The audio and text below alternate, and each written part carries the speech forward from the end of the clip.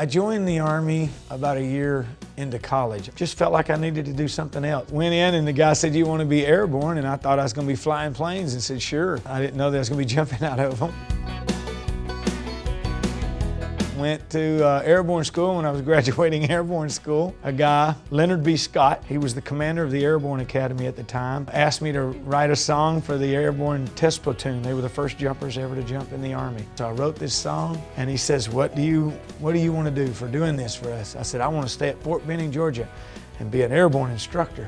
I stayed at Fort Benning, Georgia, but he put me in the Ranger Detachment. Ended up spending almost 11 years of active duty in the Army. Left the Army active duty to pursue the music, but I'm still very much involved and I still feel like I'm part of the military, and I think I always will be. Everything that I learned in my military career I've carried forward. The discipline, the respect, the gratitude, the esprit de corps, the friendship. There's a shared camaraderie that takes place in the military unlike any other corporation or organization in the world. When I was an NCO, I was really hard. We used to say we were harder than woodpecker lips. And when I first started the music business, I kind of ran my band that way, until my drummer almost had a heart attack.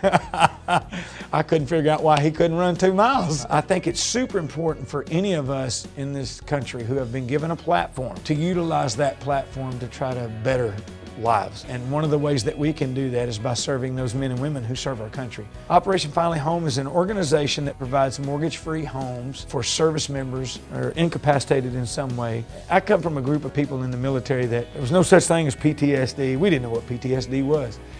For one, that term didn't exist. And then when it did come around, it just meant that you didn't put your pants on right, and you need to knock the sand out of your boots and pick your lip up off the ground and move forward. But what we've learned is that it is very real. And when we can do something here at home that helps relieve that stress or take away some of that pressure from that individual so he can focus on living and supporting his family, it changes lives. And not just him and his family's lives.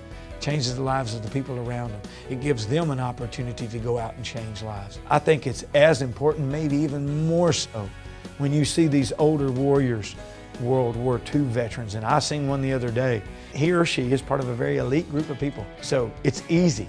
It ain't like you gotta do it to 100 people. You see very few of them. And when you do see them, it's easy to walk up and say thank you. And it means a lot to them, it really does. I wanna change people's lives for the better, period.